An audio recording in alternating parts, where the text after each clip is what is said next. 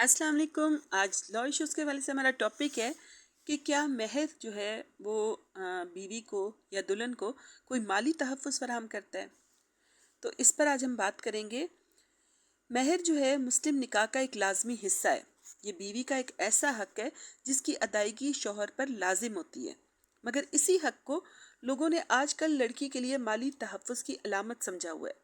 مہر کے بارے میں عام طور پر شرعی مہر رکھوانے کا رواج ہے، جو کہ 32 روپے 50 پیسے کو کہا جاتا ہے، مگر وجہ کسی کو بھی معلوم نہیں.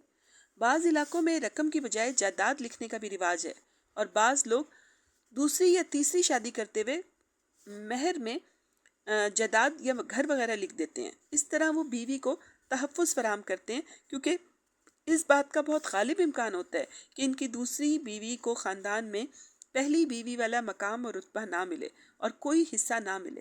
پھر اس طرح ایک شادی جو کہ ابتدا ہی سے عدم تحفظ کا شکار ہوتی ہے، اس میں بیوی کو بھاری مہر دے کر مالی تحفظ دیا جاتا ہے، کیونکہ ایک شادی کب ٹوٹ جائے اور کب خاندان والے دباؤ ڈال کر لڑکی کو طلاق دلوا دیں، اس کا کسی کو بھی علم نہیں ہوتا. شادی کے موقع پر بیوی کو خاوند یا اس کے رشتہ داروں کی طرف سے جو ملنے والے تحائف ہوتے ہیں، اس کو مہر کے برابر قرار نہیں دیا جا سکتا. اگر خاوند کی طرف سے کوئی تحفہ، جائیداد یا کوئی اور چیز مہر یا اس کے عوض بیوی کو دی جائے، تو خاوند کو یہ واضح کرنا ہوتا ہے کہ یہ مہر کا حصہ ہے، ورنہ وہ الگ سے تحفہ یعنی ہبہ تصور ہوگا. مسلم آئلی قوانین کے تحت جاری کردہ نکاح نامے میں مہر کی رقم پورے مہر یا اس کے کچھ حصے کے عوض اگر کوئی جائیداد یا کوئی اور چیز دی جا رہی ہو، تو اس کے بارے میں مہر کی ادائیگی کی نوعیت کے بارے میں معاملات طے کرنے کے لیے 4 کالم دیے گئے ہیں. نکاح نامے میں بیوی کا حق مہر نقد رقم، زمین، زیور یا کسی بھی قسم کی جائیداد کی شکل میں ہو سکتا ہے. یہ کسی ذاتی خدمت کی شکل میں بھی ہو سکتا ہے. مثلاً دلہن کے تعلیمی خرچے کو مہر کی شکل دی جا سکتی ہے، مگر یہاں یہ بات واضح رہے کہ جو چیز بھی مہر کے طور پر دی جائے، اس بارے میں واضح کرنا ہوتا ہے کہ یہ مہر کے عوض ہے. یہ کپڑے، زیورات کپڑے بھی ہو سکتے ہیں، لیکن شادی کی مدت کے دوران اگر شوہر بیوی کو کوئی رقم وغیرہ دیتا ہے تو یہ رقم حق مہر کی شکل اختیار کر ہی نہیں سکتی.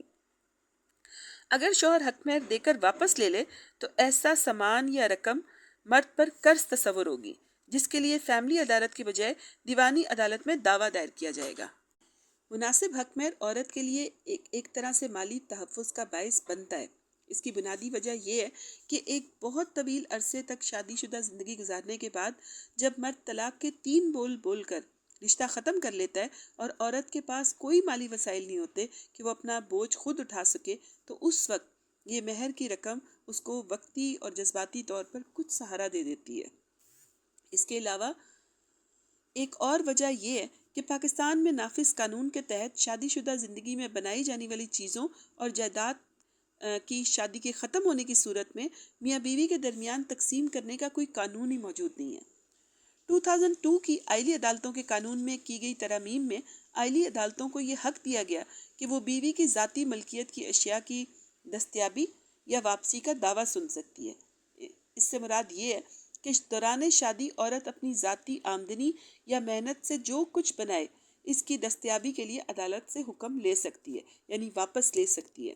مگر اس سب کے باوجود مہر کی بھاری بھرکم رقم گھریلو تشدد کی ایک بڑی وجہ بھی بن سکتی ہے.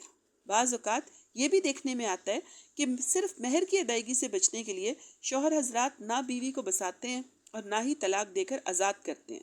ایسے بہت سے واقعات بھی دیکھنے میں آئے ہیں جہاں گھریلو ناچاکی کے بعد حق مہر کی ادائیگی سے بچنے کے لیے سسرال والے لڑکی اور اس کے گھر والوں پر جسمانی اور ذہنی تشدد کرتے ہیں.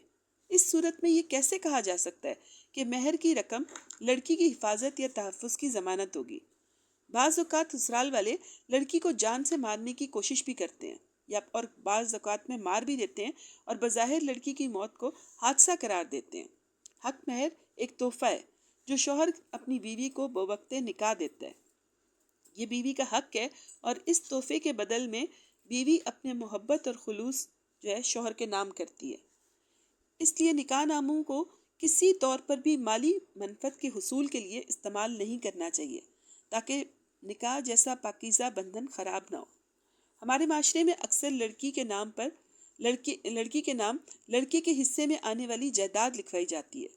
بہت سالوں سے چارسدہ کے اکثر قبیلوں میں اس قانون کی پابندی ہوتی آ رہی ہے کہ جب تک جائیداد قانون قاعدوں میں دلہن کے نام منتقل نہ ہو جائے اس وقت تک شادی کی رسم ادا نہیں کی جاتی۔ اگر نکاح نامے میں جائیداد لکھ کر دی گئی ہو اور وہ دلہا کی ملکیت نہ ہو تو ایسی صورت میں پشاور کی عدالت نے اپنے فیصلے میں کہا کہ مکان کا جتنا حصہ بیوی کے حق مہر میں لکھا گیا تھا اس کی مارکیٹ ویلیو کے حساب سے قیمت ادا کی جائے اور تاکہ دلہن کی تحفظ ہو سکے۔